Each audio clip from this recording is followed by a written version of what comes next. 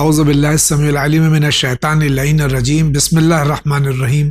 ناظرین کرام، السلام علیکم ورحمۃ اللہ وبرکاتہ۔ مسائل زندگی میں آپ کا استقبال ہے۔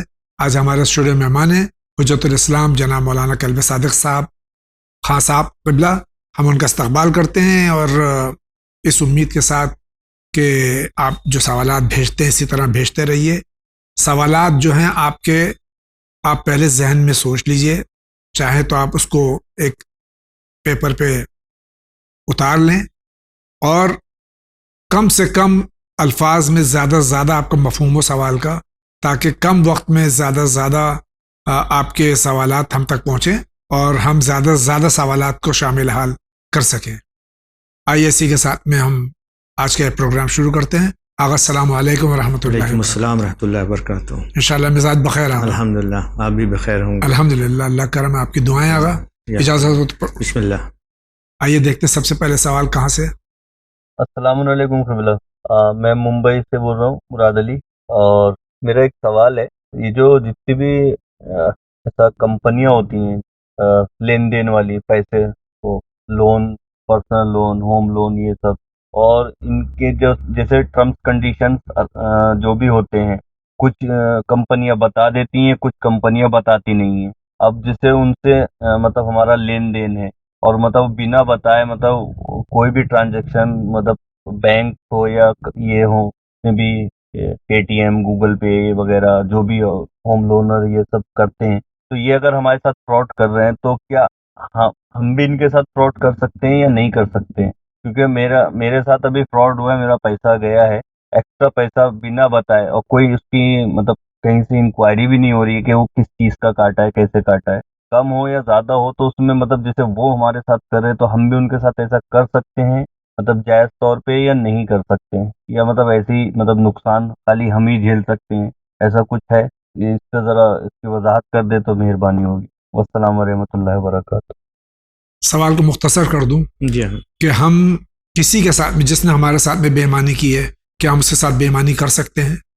اسلام اس چیز کی اجازت نہیں دیتا ہے کہ اگر کسی نے ہمارے ساتھ بے ایمانی کی ہے، فراڈ کیا ہے، جی، تو ہم بھی بے ایمانی کریں یا فراڈ کریں۔ اسلام کی طرف سے اس کی اجازت نہیں ہے۔ بہت بہت شکریہ۔ ان کا سوال دیکھتے ہیں کیا ہے۔ السلام علیکم، میں ون چینل سے ایک چیز معلوم کرنا چاہتا ہوں۔ میں مرحوم والدین کے حج کروانا چاہتا ہوں، اور اس کے لیے میں اپنے بھائی بہن جن کی فی الوقت استطاعت نہیں ہے حج کرنے کی، ان کو بھیجنا چاہتا ہوں، اور وہ لوگ ابھی تک حج نہیں کرے ہیں۔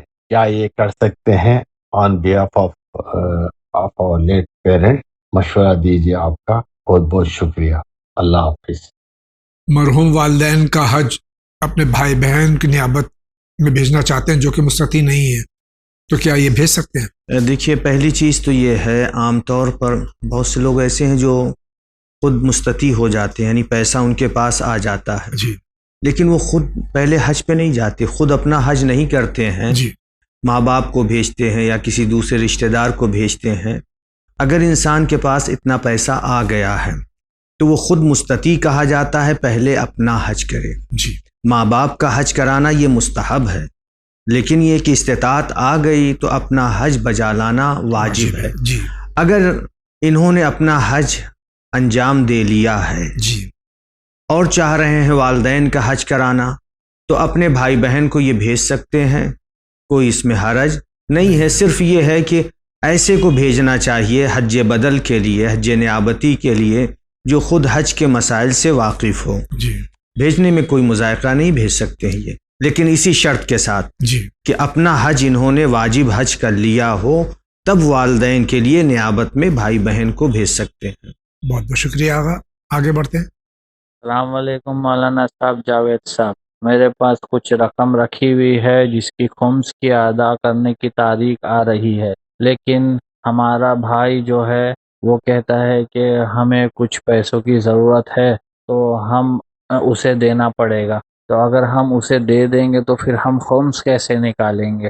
یا ہمیں جب وہ واپس کر دے گا تب ہم خمس نکالے اس پر، یا ہم اس میں سے خمس نکال کر اسے دے؟ ابھی ہماری خمس کی تاریخ آئی نہیں ہے، تھوڑے وقت میں آنے والی ہے، مگر وہ کہتا ہے کہ مجھے زیادہ وقت لگے گا لوٹانے میں، تو پلیز ہمیں اس کا جواب جلد سے جلد دے دے، تاکہ اگر ہم خمس نکالنا ہو تو ہم خمس نکال دے یا ایسے ہی دے دے۔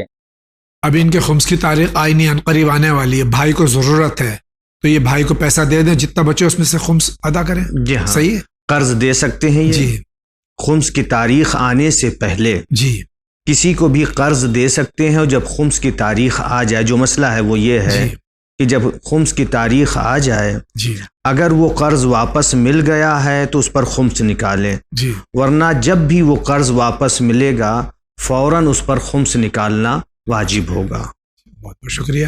اگلا سوال۔ السلام علیکم مولانا صاحب، میں مظفر نگر سے بات کر رہی ہوں۔ میں یہ پوچھنا چاہتی ہوں کہ اگر کسی کا شوہر شراب وغیرہ ڈیلی بیس پر ڈیلی پیتے ہوں اور منع کرنے سے بھی نہیں مانتے ہوں اور اس سے گھر میں جھگڑے ہوتے ہوں، تو پھر کیا اس کے ساتھ میں رہنا جائز ہے یا نہیں؟ اور جس میں کہ بہت عرصہ بیت گیا ہو، چھڑاتے یا مناتے ہیں، تو اس بیس پر ہمیں کیا کرنا چاہیے؟ اس کے ساتھ میں رہنا جائز ہے یا نہیں؟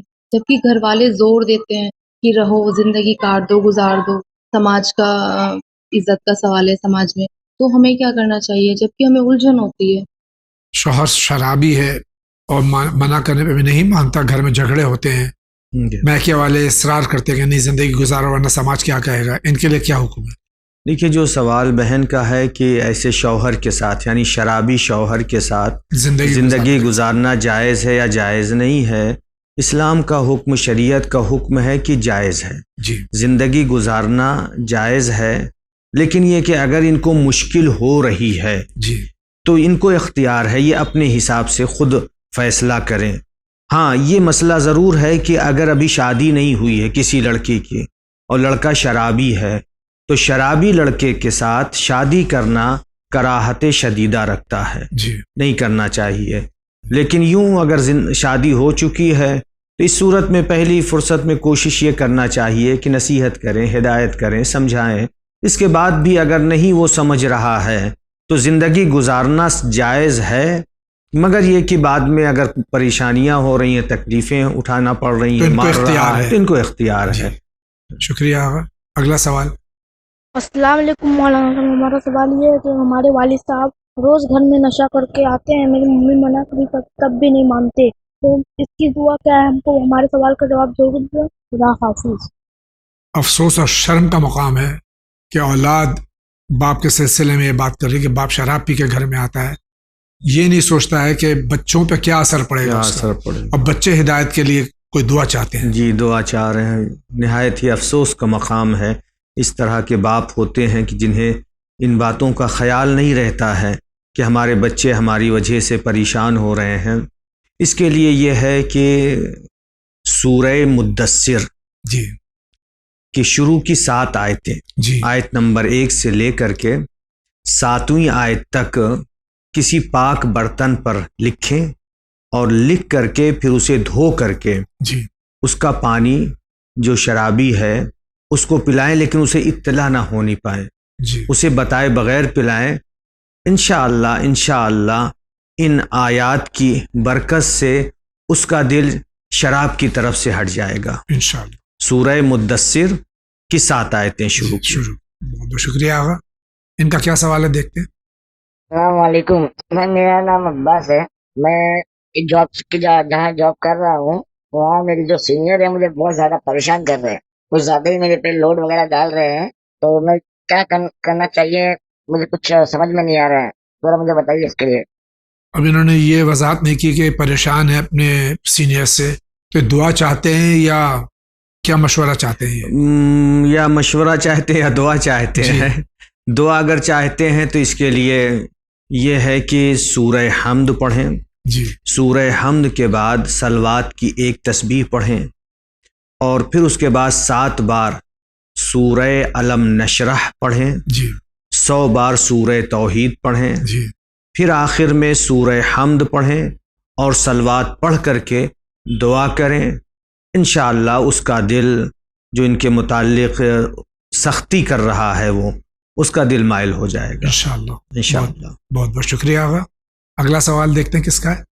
السلام علیکم سر، میرا نام قاسم ہے، میں پاکستان سے بات کر رہا ہوں۔ میرا ایک سوال ہے تو جب بھی میں مسجد میں نماز پڑھتا ہوں تو مجھے خیالات، برے خیالات آتے ہیں، بہت آتے ہیں، جو ذہنی ٹینشن رہتی ہے، بار بار پرانے خیالات یاد آتے ہیں بہت.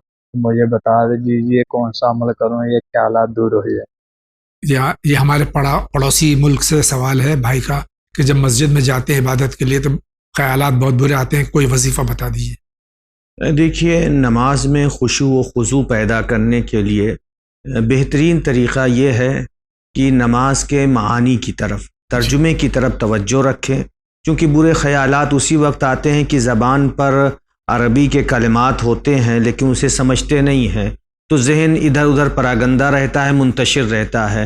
لیکن اگر جو ہم عربی کے الفاظ سورہ حمد پڑھ رہے ہیں یا سورہ کوثر یا سورہ قل اللہ احد، ذکر رکوع، ذکر سجدہ، تشہد، سلام پڑھ رہے ہیں، اگر اس کے معنی کی طرف توجہ ہوگی تو ذہن ادھر ادھر نہیں جائے گا. ورنہ نماز تو خود برائیوں سے روکتی ہے. ان الصلاۃ تنہی عن الفحشاء والمنکر، نماز منکر اور برائیوں سے، بدکاریوں سے روکتی ہے. اور بھائی کا سوال یہ ہے کہ نماز ہی میں برے خیالات آ رہے ہیں، لہٰذا اس کے لیے بہترین طریقہ یہی ہے کہ معنی پر توجہ رکھیں. بہت بہت شکریہ. ان کا کیا سوال ہے؟ السلام علیکم، میں رانچی سے بول رہا ہوں، درسن سے.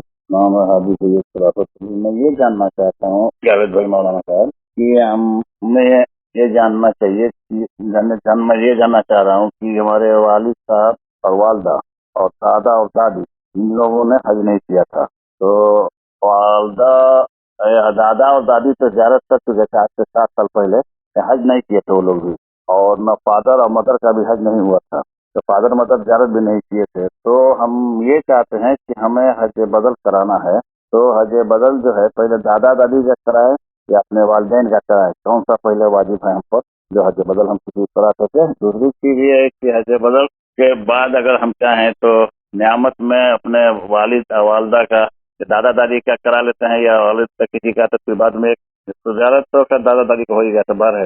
ابھی فی الحال میں اسی کا جواب چاہتا ہوں. السلام علیکم. وعلیکم السلام.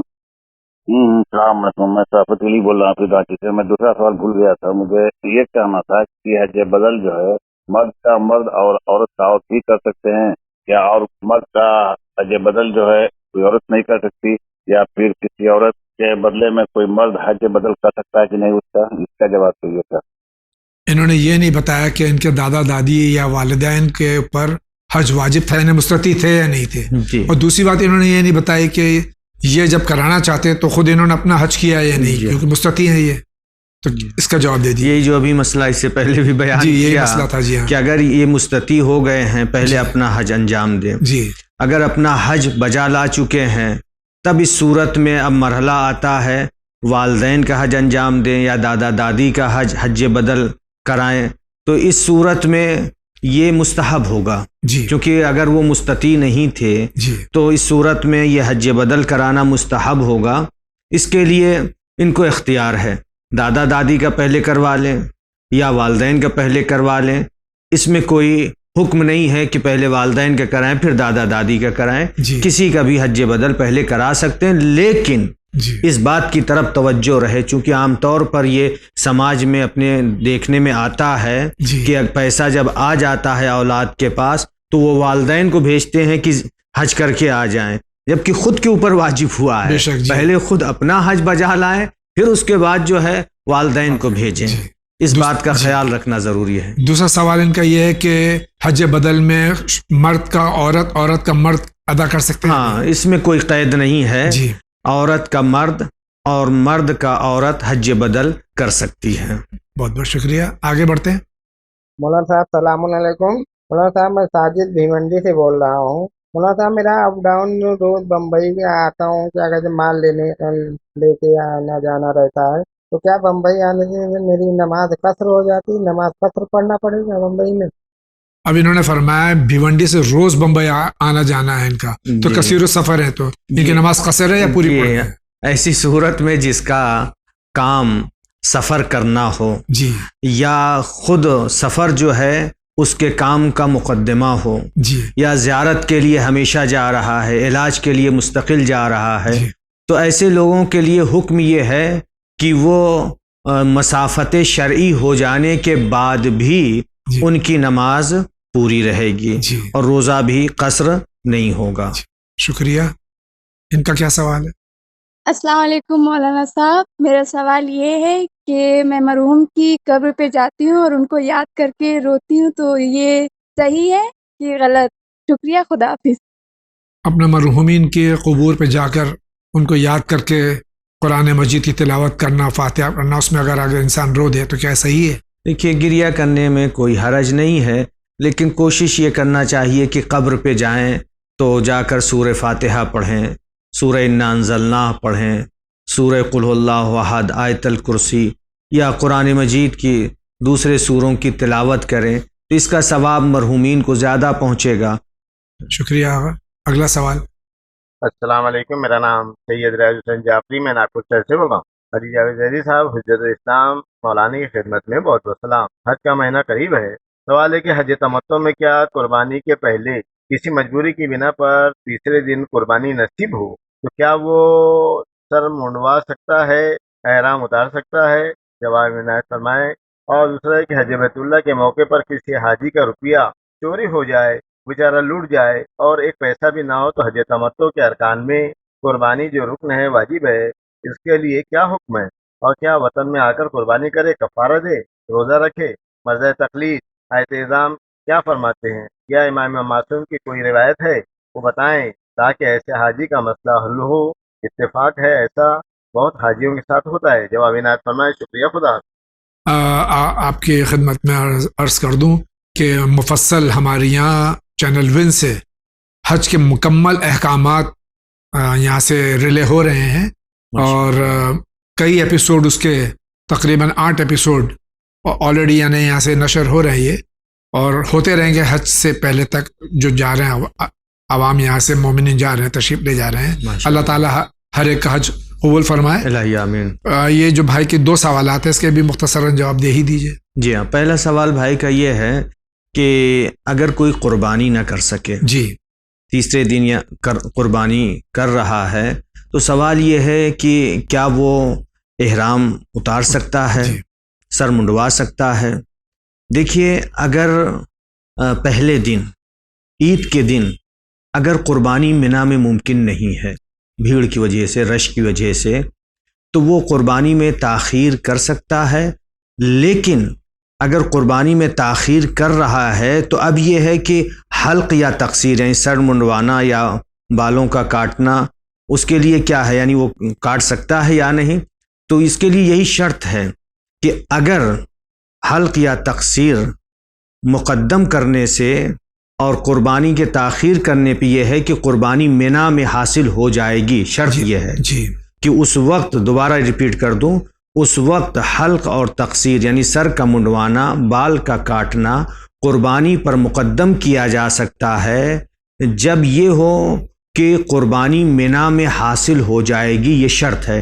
تو اس صورت میں آیت اللہ سستانی حفظہ اللہ تعالی فرماتے ہیں کہ وہ حلق اور تقصیر کو قربانی پر مقدم کر سکتا ہے، لیکن فرماتے ہیں احتیاط یہ ہے کہ ترتیب کے لحاظ سے انجام دے، پہلے قربانی، پھر قربانی کے بعد حلق یا تقصیر، اور پھر اس کے بعد احرام اتارے گا۔ یہ پہلے سوال کا جواب۔ دوسرے سوال کا جواب یہ ہے کہ کوئی حج میں لٹ جائے، یعنی اس کا پیسہ چوری ہو جائے اور اس کے پاس اب قربانی کے لیے پیسہ نہیں ہے۔ دیکھیے، چاہے پیسہ چوری ہو جائے یا یہ کہ کوئی ایسا حاجی ہو کہ جس کو قربانی کا بکرا مل نہیں پا رہا ہے، یا یہ کہ اس کی قیمت اس کے پاس نہیں ہے، تو اس صورت میں حکم یہ ہے کہ وہ 10 روزے رکھے گا۔ قربانی کا بکرا نہیں مل پا رہا ہے، بکرا یا جو بھی جانور ہے ذبح کرنا ہے، یا یہ کہ قیمت اس کے پاس نہیں ہے، تو اس صورت میں اس کے لیے یہ ہے کہ وہ 10 روزے رکھے گا۔ اس کے بدلے میں، اس کے عوض میں 3 روزے ذی الحجہ میں رکھے گا۔ آگے سستانی فرماتے ہیں بنا بر احوط 7، 8، 9 ذی الحجہ کو یہ 3 روزے رکھے گا، اور پھر اس کے بعد 7 روزے وطن واپس آنے کے بعد رکھے گا۔ اس طرح سے کل 10 روزے قربانی کے عوض میں وہ رکھے گا۔ بہت بہت شکریہ۔ اگلا سوال۔ جاوید احمد صاحب، میں محمد جری سے بول رہا ہوں. جی جاوید بھائی، میں ایک سوال اگر اس کی وضاحت کر سکے تو آپ کی بہت بہت مہربانی ہوگی. وہ سوال دراصل یہ ہے جاوید بھائی کہ جو آب حیات ہے، کافی اس چیز کا ذکر ہوتا ہے، جس کو لوگ امرت بھی کہتے ہیں اور آب حیات بھی کہتے ہیں. تو کیا یہ افسانہ ہے یا حقیقت میں آب حیات ہوتا ہے جو اس کو پی لیتا ہے وہ ہمیشہ کے لیے زندہ رہتا ہے وقت معلوم تک؟ اور لوگ کہتے ہیں کہ یہ آب حیات جناب خضر علیہ السلام نے بھی نوش فرمائی تھی، جس کی وجہ سے وہ ابھی تک زندہ ہے. اگر اس سوال کی آپ وضاحت کر سکے تو اور لوگوں کی بھی نالج پہ گین ہوگا کہ واقعی میں آب حیات کوئی چیز ہے یا کوئی افسانہ ہے. اگر اس کے بارے میں آپ کچھ روشنی ڈال سکیں تو آپ کی بہت بہت مہربانی ہوگی. بہت بہت شکریہ. السلام علیکم. آب حیات حقیقت ہے یا فسانہ ہے؟ دیکھیے، آب حیات کے سلسلے میں بہت ہی گفتگو ہوئی ہے، بہت ہی، جی، کہ آب حیات کیا ہے. اکثر لوگوں کا کہنا ہے کہ آب حیات جو یہ ہے کہ نہر آب حیات، جو آب حیات پی لے گا وہ زندہ رہے گا، جی، وقت معلوم تک اسے موت نہیں آئے گی.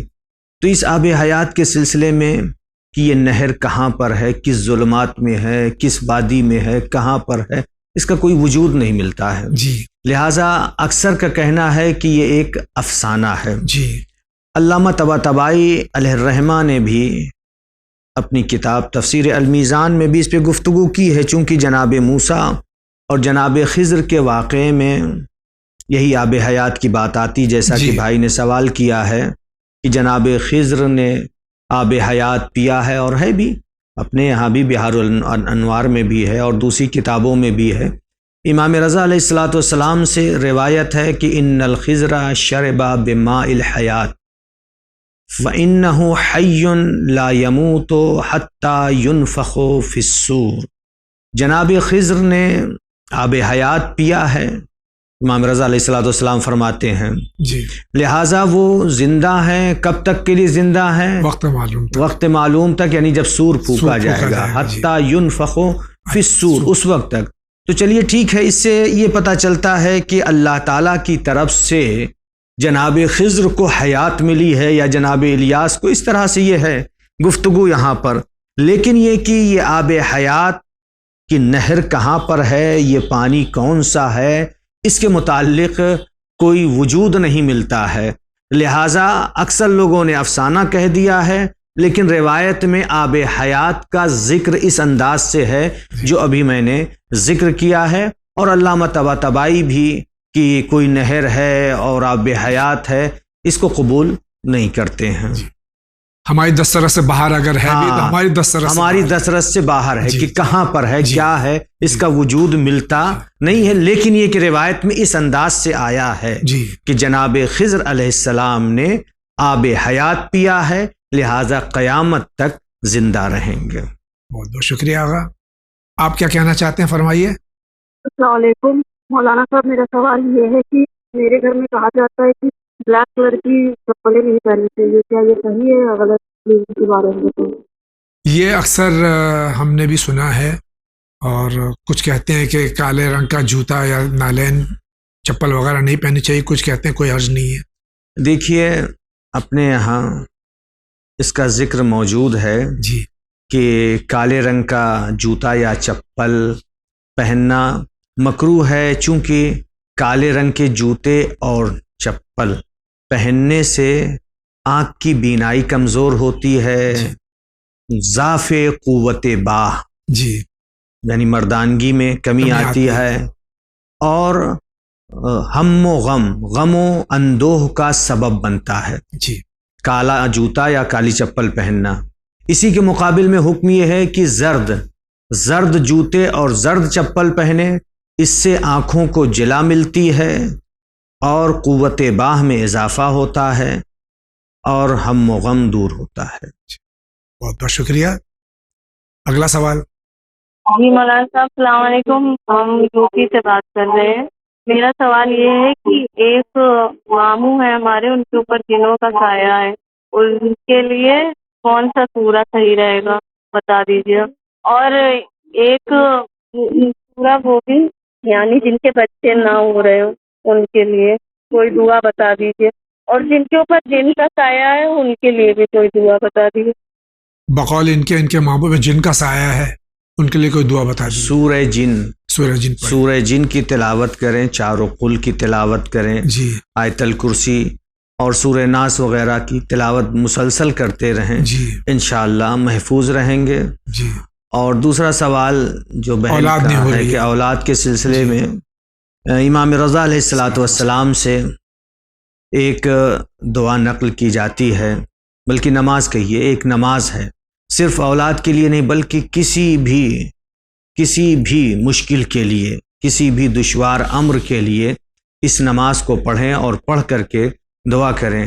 آپ فرماتے ہیں پہلی رکعت میں سورہ حمد کے بعد آیت الکرسی، اور دوسری رکعت میں سورہ حمد کے بعد سورہ قدر پڑھیں، اور پھر اس کے بعد قرآن مجید کو سر پہ رکھ کر شبہ قدر میں جو دعا پڑھتے ہیں، جب قرآن کو سر پہ لیتے ہیں اور جی. دعا پڑھتے ہیں وہی دعا پڑھیں، اور پھر اس کے بعد جس طرح سے 10 بار بیکا یا اللہ سے شروع کر کے بالحجہ جی. امام مہدی اجل اللہ تعالی فرجہ شریف تک 10 بار پڑھ کر کے دعا کرتے ہیں، ان کو وسیلہ قرار دیتے ہیں، اسی طرح سے عمل انجام دیں، اور انجام دینے کے بعد اولاد کے لیے دعا کریں یا جو بھی مشکل ہو اس کے لیے دعا کریں.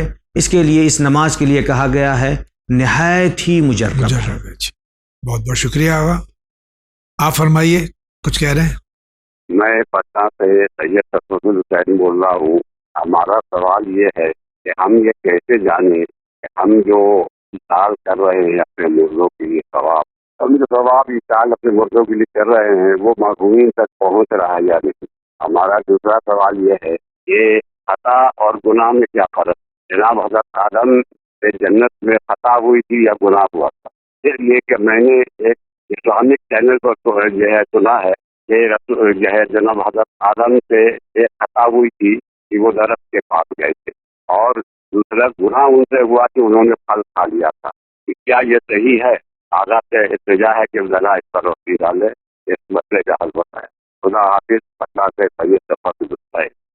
ہمیں کس طرح پتہ چلے، بھائی پوچھ رہے ہیں کہ جو مرحومین کے لیے ہم ایصال ثواب کرتے ہیں وہ ان تک پہنچ رہا ہے یا نہیں پہنچ رہا ہے؟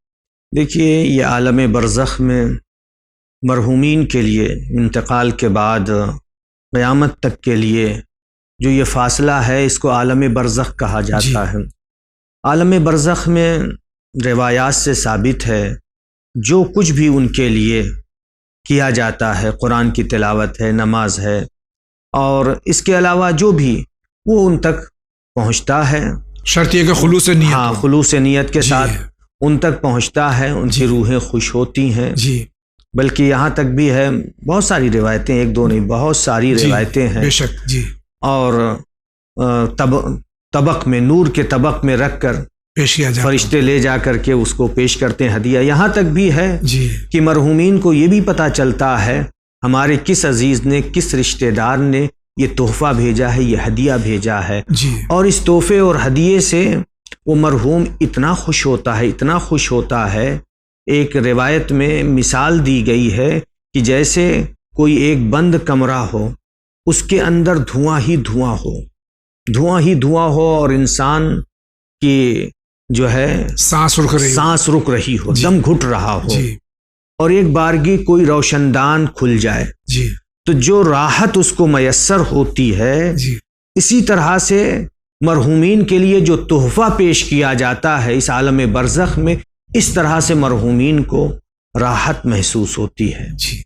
بھائی کا دوسرا سوال جو ہے وہ حضرت آدم علیہ نبینا علیہ الصلوۃ والسلام کے سلسلے میں ہے کہ آدم علیہ الصلوۃ والسلام سے خطا ہوئی یا گناہ ہوا، نعوذ باللہ، ہمارا عقیدہ کیا ہے؟ دیکھیے، ہم شیعہ اثنا عشری جی جو اہل بیت کے ماننے والے ہیں، ہمارا عقیدہ یہ ہے کہ بھائی کا پہلا سوال یہ ہے کہ گناہ اور خطا میں فرق کیا ہے. دیکھیے، گناہ ارادے اور علم کے ساتھ انجام دیا جائے، جی، یعنی علم و ارادے کے ساتھ انجام دیا جائے اسے گناہ کہتے ہیں. خطا کے اندر یہ چیز نہیں ہوتی ہے.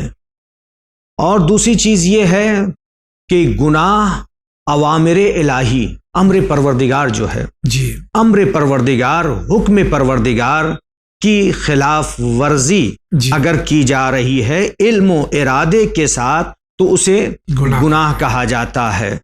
لیکن خطا کے لیے کیا ہے کہ ہو سکتا ہے اوامر الہی کی خلاف ورزی کو بھی خطا کہا جائے. ممکن ہے اس چیز کا امکان پایا جا رہا ہے. کس صورت میں؟ مثال کے طور پر کوئی عبادی کام ہے، اس کے اندر کچھ ارکان ہیں، کچھ اجزاء ہیں، کوئی رکن انجام نہ دے، کوئی جز انجام نہ دے، تو اب یہاں پر کیا ہے؟ حکم پروردگار، اوامر الہی میں سے ایک رکن ہے، ایک جز ہے، اس کو انجام نہیں دیا، تو اس کو کیا کہا جائے گا؟ اس نے خطا کی ہے. اور ممکن ہے کہ خطا کا تعلق اوامر الہی سے نہ ہو، مباح کاموں کے لیے ہو. بہت سے مباح کام ہیں کہ ہم اس میں غلطی کر جاتے ہیں تو اس کو خطا کہتے ہیں. تو یہ گناہ اور خطا میں فرق ہے. گناہ کے اوپر اللہ تعالیٰ کی طرف سے اگر توبہ نہیں کیا، استغفار نہیں کیا ہے تو اس کو عذاب ملے گا. لیکن خطا کے اوپر جو ہے کوئی عذاب نہیں ہے، جس طرح سے جو ابھی میں نے عرض کیا اس صورت میں. اور جناب آدم علیہ السلام کے سلسلے میں ہمارا عقیدہ یہ ہے کہ انبیاء، جتنے بھی انبیاء تھے، انبیاء اور ائمہ طاہرین علیہم السلام، یہ سب کے سب معصوم تھے. ان سے خطا بمعنی گناہ کا ان سے امکان ہی نہیں تھا.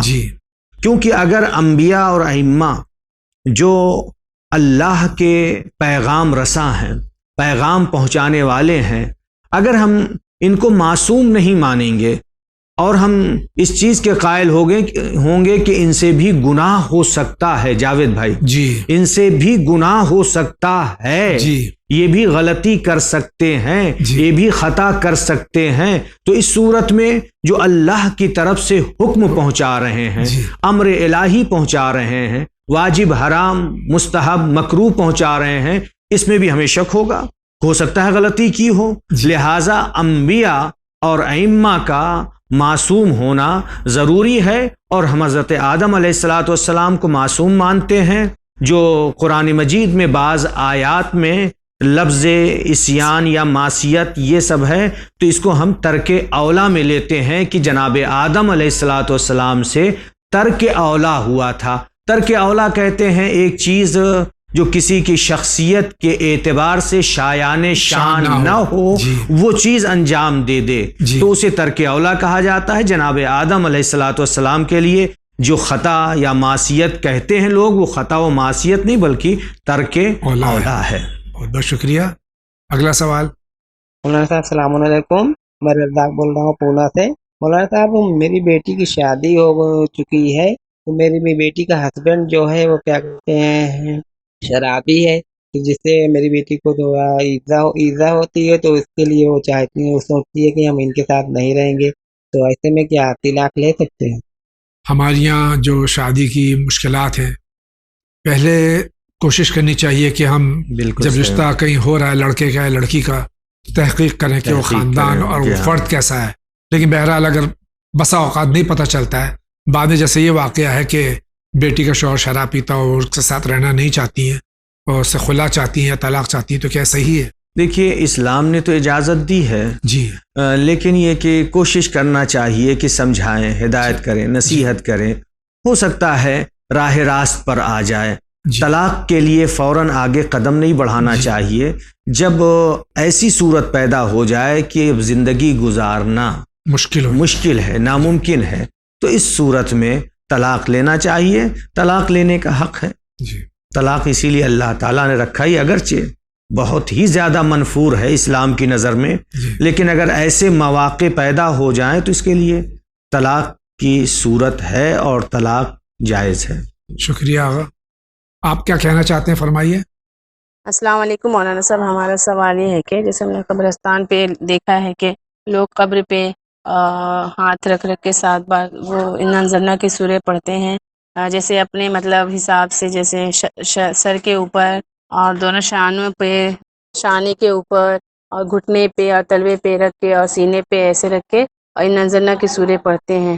تو اس کا کیا مطلب ہے اور اس سے کیا فائدہ مرحوم کو پہنچے گا؟ پلیز آپ ہمارے سوال کا جواب ضرور دیں. شکریہ. خدا حافظ. تدفین کے بعد जब कब्र पे पानी डाल दिया जाता है तो उसके बाद में 7 बार उंगलियां धंसा के सूरह नाज़लना पढ़ा जाता है, इसका क्या फ़ायदा है, क्या इसका हुक्म? देखिए, अजाब में कमी होती है। रिवायात में ताकीद की गई है जी कि दफन के बाद, जैसा कि अभी आपने फरमाया, उंगलियां धंसा करके पढ़ते हैं जी, या ये कि यूं भी अगर कब्र पे जा रहे हैं आम दिनों में तो भी जो है कब्र पे जाकर हाथ रख करके 7 बार नाज़लना पढ़ें, तो इससे गुनाहों में कमी होती है और बहुत ही सवाब है इसका। या ये कि जो सवाल किया बहन ने कि अपने सर पर या शाने पर या कहीं और रख करके हाथ सूरह नाज़लना पढ़ रहे हैं, चूँकि आयात है, सूरह नाज़लना कलाम इलाही है, इसके पढ़ने से दर्द में इफाका होता है। बेशक जी, दर्द में इफाका होता है, मुश्किलात दूर होती हैं। जी, बहुत बहुत शुक्रिया। इनका क्या सवाल है? मौलाना साहब सलाम अलैकुम, जनाब अब्बास हैदर बरेली से बात कर रही हैं। क़िबला, जो 5 लोग बैठे हुए हैं मोहल्लों में, कहीं पे जाता हूँ 5 लोग बैठे हैं, 7 लोग बैठे हैं, मैंने सलाम किया, जवाब या तो एक ने भी नहीं दिया या एक ने दे दिया, तो मतलब जवाब देना उन सब पे लाजिम हो जाएगा जितने बैठे हैं, या एक दे दे वही बहुत है? ये छोटा सा जवाब, सवाल का जवाब बता दो जी मौलाना, शुक्रिया। एक मजमे में हमने सलाम किया और किसी एक ने भी जवाब दे दिया, तो ये काफ़ी है सबको सलाम का जवाब देना है? चूँकि सलाम का जवाब देना वाजिब किफ़ाई है जी, और वाजिब किफ़ाई उसे कहते हैं कि अगर कोई एक भी अंजाम दे दे तो दूसरों की गर्दन से साक़ित हो जाता है। अब अगर किसी एक ने सलाम का जवाब दे दिया तो काफ़ी है, दूसरों पर जवाब देना वाजिब नहीं रहेगा। बहुत बहुत शुक्रिया। अगला सवाल। अस्सलामु अलैकुम वरहमतुल्लाहि वबरकातुहू। मैं चेन्नई से बात कर रहा हूँ, याकूब शरीफ जी। आपसे एक गुजारिश है मौलवी साहब से, जो फजर की नमाज चलेगी, छूट गई, असर जोहर छूट गया, असर छूट गया समझो, मगरिब को पढ़ रहे हैं, मगरिब के बाद ईशा के बाद क़ज़ा नमाज करते हैं, तो कैसा आगे से फिर फजर की नमाज से शुरुआत करना, यानी असर, ईशा, असर, जोहर और फजर ऐसा शुरू करना मालूम कराइए। और जब नमाज अकेले में पढ़ते हैं तो खामत देना फर्ज है क्या नहीं, क्या मस्जिद के अंदर जब हमें तनहा पढ़ रहे हैं ना उस टाइम पे मालूम कराइए। अस्सलामु अलैकुम वरहमतुल्लाह। खुदा न खास्ता किसी की नमाज सुबह, जोहर, असर, मगरिब क़ज़ा हो गई, खुदा न खास्ता इशा के वक्त नमाज पढ़ रहा है या इशा की पढ़ ली है, तो अब उसको जो क़ज़ा नमाज पढ़ रहा है तो फजर, जोहर, असर, मगरिब पढ़नी है या किसी भी तरतीब से पढ़ सकता है? देखिए, जो फजीलत का वक्त है, जो अव्वल वक्त है, अव्वल वक्त में नमाज, जो जिस नमाज का वक्त है अव्वल वक्त में वो नमाज पढ़ ले और फिर उसके बाद जो है क़ज़ा नमाज़ें पढ़े। जैसा भाई का सवाल है, फजर की नमाज छूट गई है, ज़ोहर असर छूट गई है, वो मगरिब इशा के वक्त पढ़ना चाह रहा है, मगरिब और इशा पढ़ ले, फिर उसके बाद सुबह की नमाज पढ़ ले, फिर उसके बाद ज़ोहर और असर पढ़ ले जी। हाँ, इस तरह से वो पढ़ सकता है। सिर्फ ये है कि जिस नमाज का अव्वल वक्त है जी, उसे अव्वल वक्त में अंजाम देना चाहिए, पहले बजा लाना चाहिए। फुरादा पढ़ रहे हैं या जमात से पढ़ रहे हैं, आज़ान और इकामा क्या ये वाजिब है या नहीं? ये वाजिब नहीं है, मुस्तहब है, फजीलत है जी। चाहे घर में पढ़ रहे हों या कहीं और पढ़ रहे हों, तो अज़ान या इकामत कह के नमाज पढ़ना फजीलत है, सवाब है, वाजिब नहीं है। नाज़रीन किराम, इसी के साथ जा रहे हैं मुख्तसर से ब्रेक पे, लेकिन आप कहीं नहीं जाइए, अभी हाजिर होते हैं।